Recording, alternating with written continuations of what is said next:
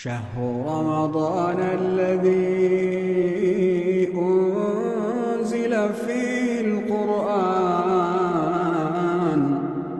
هدى للناس وبينات من الهدى والفرقان.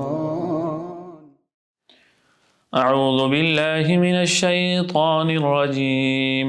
بسم الله الرحمن الرحيم. إذا الشمس كورت وإذا النجوم انكدرت وإذا الجبال سيرت وإذا العشار عطلت وإذا الوحوش حشرت وإذا البحار سجرت وإذا النفوس زوجت وإذا الموءودة سئلت بأي ذنب قتلت وإذا الصحف نشرت وإذا السماء كشطت وإذا الجحيم سعرت وإذا الجنة أزلفت علمت نفس ما أحضرت فلا أقسم بالخنس الجوار الكنس والليل إذا عسعس والصبح إذا تنفس إنه لقول رسول كريم ذي قوة عند ذي العرش مكين مطاع ثم أمين وما صاحبكم بمجنون ولقد رآه بالأفق المبين وما هو على الغيب بضنين وما هو بقول شيطان رجيم فأين تذهبون إن هو إلا ذكر للعالمين لمن شاء منكم أن يستقيم وما تشاءون إلا أن يشاء الله رب العالمين. صدق اللہ العظیم. سورہ تکویر 30ویں پارے کی چوتھی صورت ہے. احادیث کے اندر اس صورت کے بارے میں آتا ہے کہ جو شخص قیامت کو اپنی آنکھوں سے دیکھنا چاہتا ہے اسے چاہیے کہ اذا الشمس کورت اذا السماء انفطرت اور اذا السماء انشقت ان صورتوں کو پڑھے تو وہ گویا کہ قیامت کو اپنی آنکھوں سے دیکھ لے گا. اس صورت مبارکہ کے اندر اللہ رب العزت نے دو چیزیں بیان فرمائی ہیں. پہلے حصے کے اندر قیامت کو بیان فرمایا اور دوسرے حصے کے اندر رسالت کو بیان فرمایا. گویا کہ اس صورت کے دو بنیادی موضوع ہیں قیامت اور رسالت. رسول اللہ صلی اللہ علیہ وسلم کی نبوت اور رسالت کو بیان فرمایا گیا. پہلا حصہ اس کے اندر قیامت کا تذکرہ ہے اور پہلی 6 آیتوں کے اندر اللہ رب العزت نے نفخہ اولا کو بیان فرمایا کہ جب پہلا سور پھونکا جائے گا تو اس وقت کیا واقعات ہوں گے. اس کے بعد اگلی 7 آیات کے اندر جو دوسرا سور پھونکا جائے گا اس میں کیا ہوگا. تو یہ قیامت کو پھر 2 حصوں میں بیان فرمایا گیا. سب سے پہلے نفخہ اولا ہے کہ جب حضرت اسرافیل علیہ السلام سور پھونکیں گے تو پوری دنیا کا سارا نظام ختم ہو جائے گا. یہ اللہ رب العزت نے 6 آیتوں کے اندر بیان فرمایا.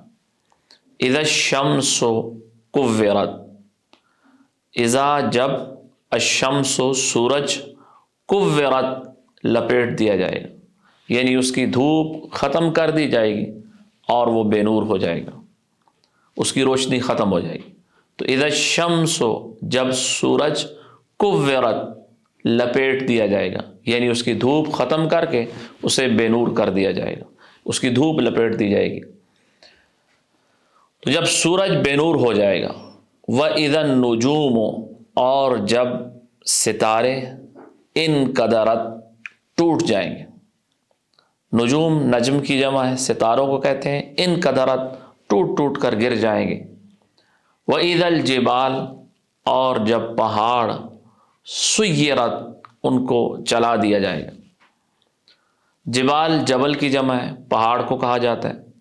سُيِّرَت چلا دیے جائیں گے، یعنی پہاڑ ذرہ ذرہ ہو کے اور روئی کی گالوں کی طرح اڑ جائیں گے۔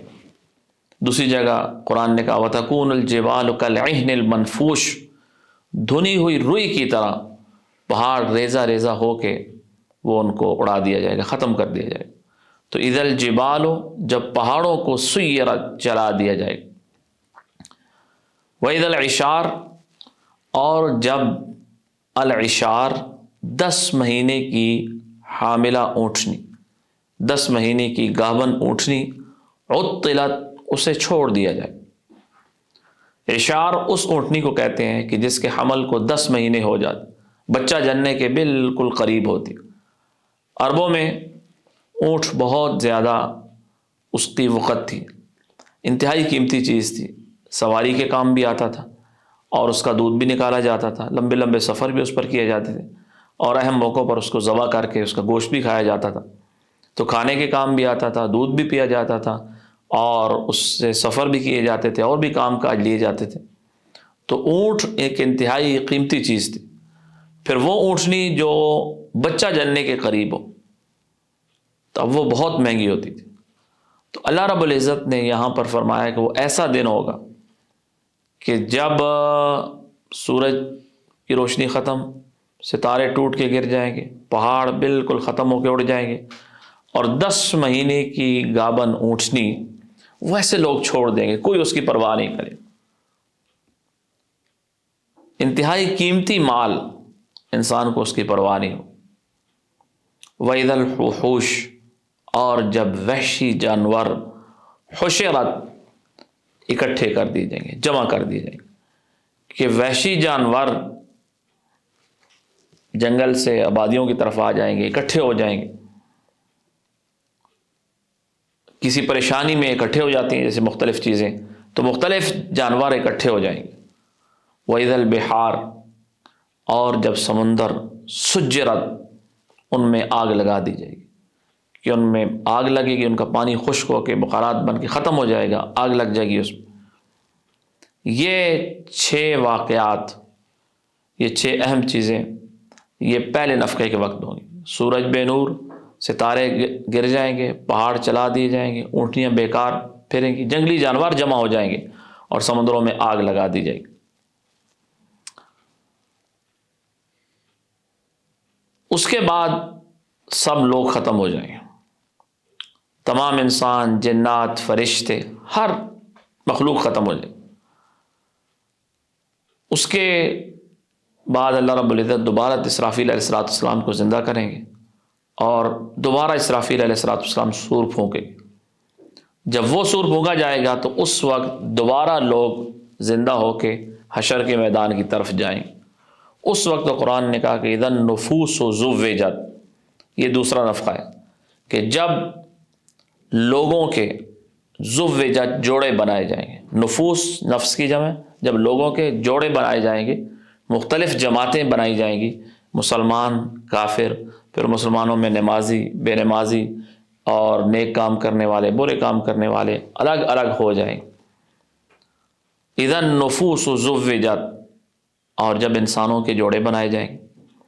وَإِذَا الْمَوْءُودَةُ اور جب الموعودہ زندہ دفن کی گئی بچی، سئلت اس سے پوچھا جائے گا، بِأَيِّ ذَنبٍ قُتِلَتْ کس گناہ میں قتلت وہ قتل کی گئی۔ وَإِذَا الْمَوْءُودَةُ جب زندہ دفن کی گئی بچی، سئلت اس سے پوچھا جائے گا کہ بِأَيِّ ذَنبٍ کس گناہ میں قتلت اسے قتل کیا گیا۔ عربوں میں رواج تھا کہ بچیوں کو زندہ دفن کر دیا جاتا تھا، ان کے ہاں بچی کا پیدا ہونا یہ عار سمجھا جاتا تھا، کہ ہمارے گھر بچی پیدا ہوئی اور کل کسی کے ہاں اس کو بیاہ کے دینا پڑے گا، کوئی ہمارا داماد بنے گا، تو یہ ان کی غیرت کے خلاف اپنی سمجھتے تھے، اس لیے بچی پیدا ہوئی اس کو زندہ دفن کر دی۔ اب قیامت والے دن ہر گناہ کے بارے میں پوچھا جائے گا، لیکن اس بچی کو خاص طور پر یہاں اس صورت کے اندر ذکر کیا گیا، ورنہ اور جتنے قتل ہوئے ہیں ان کے بارے میں بھی سوال ہوگا، جتنے لوگوں نے دوسروں کے مال لیے ہیں، دوسروں کی بے عزتی کی ہے، دوسروں کو مارا پیٹا ہے، دوسروں کے ساتھ ظلم ستم کیا ہے، ان سب کے بارے میں سوال ہوگا۔ اس بچی کو خاص کرنے کی وجہ یہ ہے کہ باقی جتنے بھی جرم ہیں تو ان کے مدعی موجود ہیں۔ یہ بچی ایسی مظلوم ہے کہ اس کے مدعی خود ہی مجرم ہے، اس کو خود ماں باپ نے اس کو دفن کیا، تو مدعی خود ہی ماں باپ تھے، بچی ان کی تھی، انہوں نے خود ہی دفن کیا ہے، تو مدعی خود مجرم ہے۔ تو اللہ نے فرمایا کہ اس بچی کو جس کا کوئی مدعی نہیں ہوگا، جس کے مدعی خود مجرم ہے، اس بچی کا بھی اس سے بھی پوچھا جائے گا کیوں مارا گیا۔ ظاہر ہے اس کے ماں باپ نے مارا ہے، ان کو قتل کا گناہ ملا ہے اور وہ جہنم کی سزا اس پر بھگتیں گے۔ تو اس کا حاصل یہ ہے کہ کوئی گناہ گار بھی بچ نہیں سکے گا، حتیٰ کہ جس نے اپنی ہی چھوٹی معصوم بچی کو مارا ہے وہ بھی اللہ کے عذاب سے نہیں بچ سکے گا، اس سے بھی سوال ہو۔ قتل انتہائی بڑا گناہ ہے۔ قرآن نے کہا وَمَنْ قَتَلَ نَفْسًا بِغَيْرِ نَفْسٍ أَوْ فَسَادٍ فِي الْأَرْضِ فَكَأَنَّمَا قَتَلَ النَّاسَ جَمِيعًا، کہ جس نے کسی انسان کو ناحق قتل کر دیا گویا کہ اس نے تمام انسانیت کا قتل کر دیا۔ لیکن چھوٹا بچہ، معصوم بچی، نابالغ اپنی بچی، اس کو مارنا انتہائی گھناؤنا جرم تھا، تو قرآن نے کہا اس کے بارے میں بھی پوچھا جائے گا۔ تو اس لیے یہ قیامت تک جو لوگ بھی اپنے بچوں کو قتل کرتے ہیں کسی وجہ سے، غربت کی وجہ سے ہو، غیرت کی وجہ سے ہو، کسی وجہ سے، تو وہ سب ان سے سوال ہوگا۔ اسی میں داخل ہے کہ وہ بچہ یا بچی جو ابھی پیدا نہیں ہوا، ماں کے پیٹ کے اندر ہے اور اس کو 4 مہینے ہو چکے ہیں، جب بچہ ماں کے پیٹ میں 4 مہینے اس کے ہو جاتے ہیں تو اس میں سانس ڈل جاتا ہے، وہ ایک جاندار ہے، انسان ہے۔ اب ماں کے پیٹ میں بچہ ہے، بچی ہے اور 4 مہینے کا ہو چکا ہے، 4 مہینے بعد وہ اسقاط کرا دیتے ہیں، اس کو گرا دیتے ہیں، تو یہ بھی ایک انسان کا قتل ہے اور اس کے ماں باپ بھی قاتل ہیں، یہ بھی اسی وعید کے اندر داخل ہو۔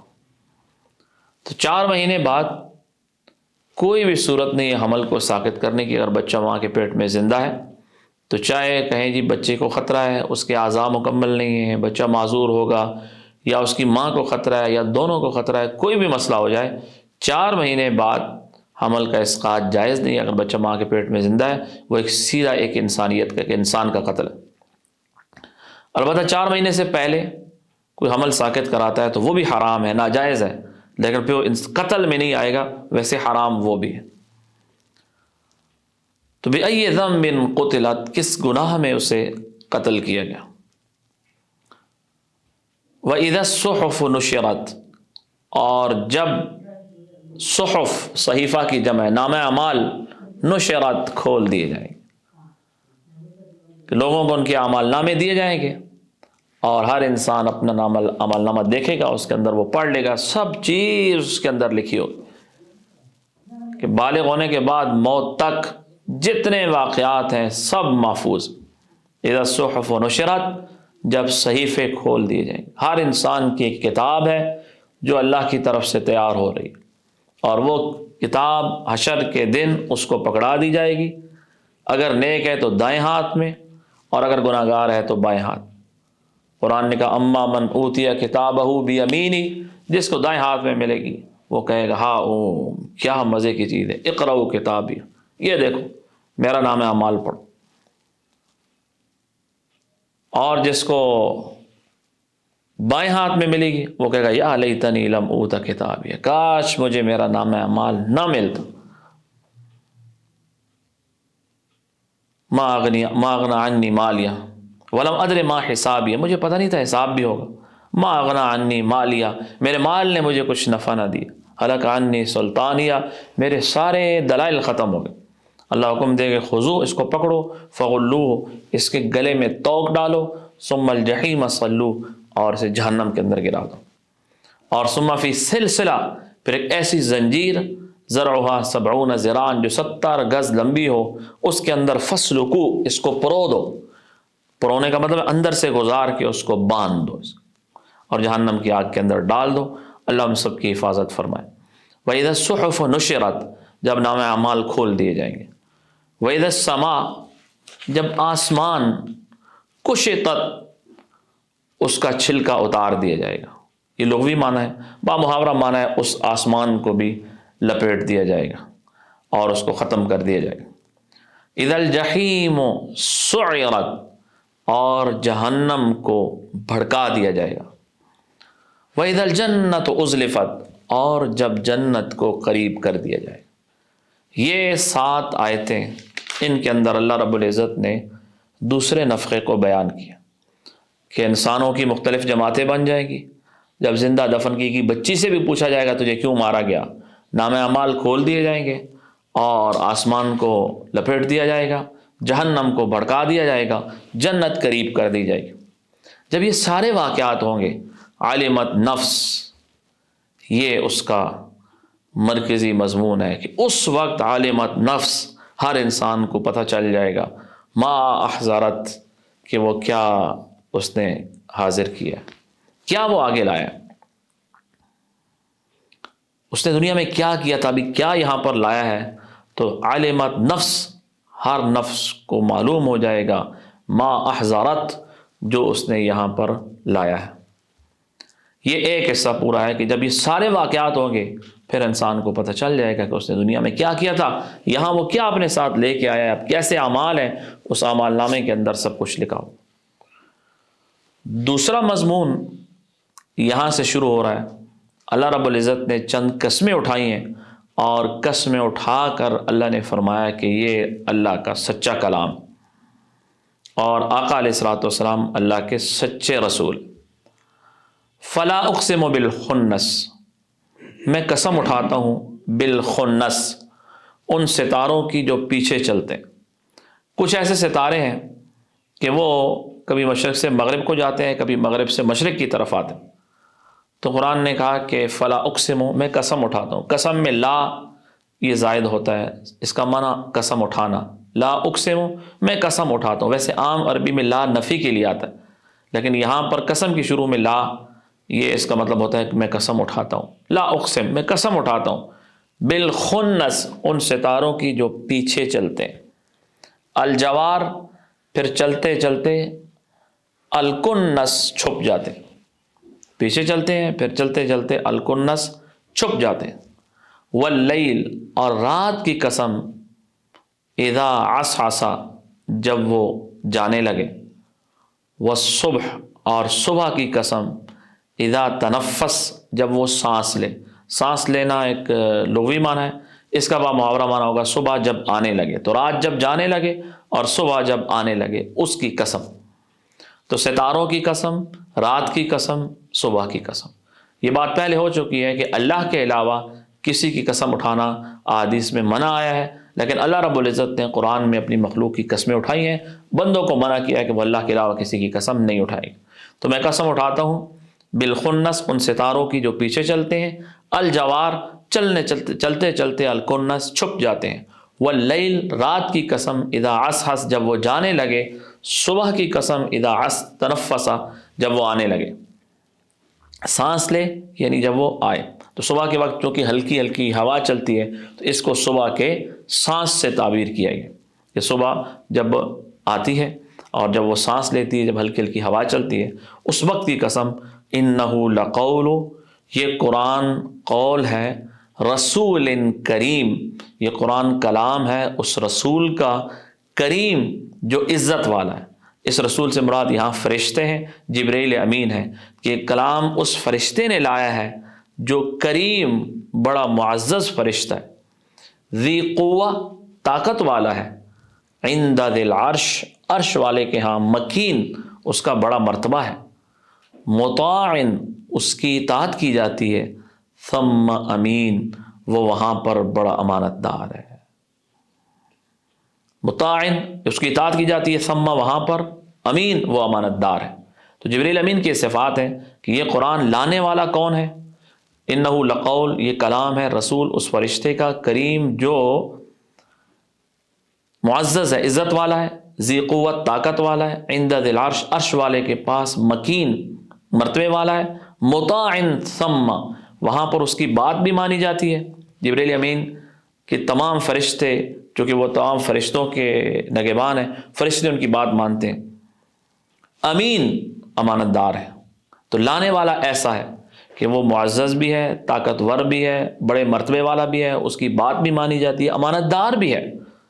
یہ 5 صفات اس فرشتے کی ہیں جو قرآن لاتا ہے۔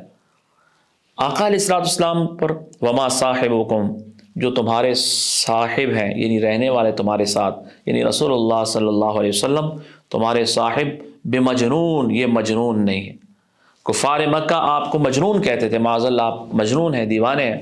اللہ نے فرمایا وما صاحبکم یہ تمہارے صاحب اس لیے کہا کہ وہ آپ تمہارے ساتھ رہتے ہیں، 40 سال کا عرصہ مکہ میں گزارا ہے، تو اب ایسا شخص کیسے مجنون ہو سکتا ہے؟ تم نے 40 سال تک ان کو دیکھا، تو وما صاحبکم تمہارے ساتھ رہنے والے یہ صاحب بمجنون یہ مجنون نہیں ہے، آقا علیہ الصلوۃ والسلام۔ اور آقا علیہ الصلوۃ والسلام نے جبرائیل امین کو دیکھا بھی ہے۔ وَلَقَدْ رَآهُ یقیناً رآہ آپ نے دیکھا ہے جبرائیل امین کو بالافق المبین کھلے ہوئے افق پر، مبین کہتے ہیں کھلے ہوئے، تو آسمان کے کھلے ہوئے افق پر دیکھا ہے۔ حدیث میں آتا ہے کہ جبرائیل امین آقا علیہ الصلوۃ والسلام کے پاس انسانی شکل میں آتے تھے۔ 2 مرتبہ آپ نے اپنی حیات طیبہ میں ان کو اپنی اصلی شکل کے اندر دیکھا۔ ان کے 600 بازو تھے، پورے فضا کو، پورے آسمان کو انہوں نے بھرا ہوا تھا۔ ایک بالکل ابتدا میں، ابتدائی نبوت کے وقت، اس وقت بھی آپ نے اصلی حالت میں دیکھا، اور اسی طرح ایک اور موقع پر بھی 2 وقت ایسے ہیں، 2 اپنی حیات مبارکہ میں آپ نے 2 دفعہ حضرت جبرائیل امین کو اپنی اصلی صورت مبارکہ میں دیکھا۔ تو وَلَقَدْ رَآهُ آقا علیہ السلام نے جبرائیل امین کو دیکھا بالافق المبین آسمان کے کھلے ہوئے افق پر۔ وما هو علی الغیب اور یہ پیغمبر غیب کی بات بتانے میں، ما ہوا نہیں ہے یہ علی الغیب غیب کی بات بتانے میں بضنین بخیل، کہ پیغمبر معاذ اللہ بخیل بھی نہیں ہے کہ آپ سے غیب کی بات روک لیں۔ مشرکین مکہ نجومی کاہنوں کے پاس آتے تھے تو وہ انہیں کہتے تھے ہم تمہیں غیب کی بات بتائیں گے، اور ان سے پھر بھاری فیسیں لے کر انہیں غیب کی باتیں بتاتے تھے، اور وہ ہوتی بھی جھوٹی تھی۔ تو کہا کہ اللہ کے پیغمبر تو ایسے بخیل نہیں ہیں، وہ جو بھی بات اللہ کی طرف سے آتی ہے وہ اپنی امت کو بتا دیتے۔ وما ہوا نہیں ہے یہ قرآن بقول شیطان کسی شیطان کی بات، رجیم جو مردود ہو، تو کسی مردود شیطان کی بات بھی نہیں ہے۔ جب یہ ساری باتیں ہیں کہ لانے والا اتنا معزز، اور جس پر لایا گیا وہ اتنا معزز، اور انہوں نے ان کو دیکھا بھی ہوا ہے، اور ان کی صفات بھی یہ ہیں، اور یہ کوئی غلط بات بھی نہیں ہے، ان تمام باتوں کے باوجود فَأَيْنَ تَذْهَبُونَ تم نہیں مانتے ہو، تم کدھر جا رہے ہو؟ فَأَيْنَ پس تم کہاں پر تذهبون جا رہے ہو، کدھر جا رہے ہو، کیوں نہیں مانتے ہو؟ ان ہوا الا ذکر یہ قرآن تو نصیحت ہے للعالمین جہان والوں کی، نہیں ہے یہ قرآن الا ذکر مگر ذکر، تو با محاورہ مانا ہوگا اس کا، یہ قرآن تو نصیحت ہے للعالمین جہان والوں کی، یہ تو جہان والوں کے لیے نصیحت ہے، یہ کوئی شیطان کی بات نہیں ہے۔ پیغمبر کو غیب کی بات بتانے میں بخیل بھی نہیں ہے، پیغمبر نے جبرائیل امین کو دیکھا بھی ہے، اور پیغمبر مجنون بھی نہیں ہے۔ تو جب اتنی صفات ہیں لانے والے کی، اس کلام کی جس ہستی پر لایا جا رہا ہے، تو پھر تم این تذہبون کدھر جا رہے ہو؟ یہ تو نصیحت ہے جہان والوں کے لیے۔ لیکن لمن شاء اس شخص کے لیے ہے جو چاہتا ہے تم میں سے ان یستقیم کہ سیدھے راستے پر چلے، جو سیدھا سیدھا رہنا چاہتا ہے، جو سیدھا سیدھا رہنا چاہتا ہے میں سیدھے راستے پر چلوں، اس کے لیے یہ نصیحت ہے۔ باقی جو لوگ نہیں چاہتے سیدھے راستے پر چلنا وہ اس سے فائدہ نہیں اٹھائیں گے۔ وما تشاءون تم نہیں چاہو گے الا مگر ان یشاء اللہ اگر اللہ نے چاہا، رب العالمین جو تمام جہانوں کا رب ہے۔ تو اللہ کے چاہنے سے ہوگا، اصل مشیت اللہ کی چلے. تو اس لیے اللہ جس کو چاہتے ہیں ہدایت دیتے ہیں. انسان کو اختیار اللہ نے دے دیا ہے اور اصل مشیت اور مرضی وہ اللہ کی چلتی ہے. اس لیے کہا کہ وما تشاؤون، تم نہیں چاہتے، الا مگر ان یشاء اللہ، اللہ چاہے گا، رب العالمین جو تمام جہانوں والوں کا رب ہے. تو اللہ کے چاہنے سے ہوگا. تو اس صورت کے اندر اللہ رب العزت نے قیامت کو اور آقا علیہ الصلوۃ والسلام کی رسالت کو بیان فرمایا، اور آپ کی رسالت کے ضمن میں پھر قرآن پاک کی صداقت کہ آپ اللہ کے سچے رسول ہیں اور آپ کا لایا ہوا کلام وہ سچا کلام ہے. دعا اللہ رب العزت ہم سب کو قرآن پاک پر عمل کرنے کی توفیق عطا فرمائے. شهر رمضان الذي أنزل فيه القرآن هدى للناس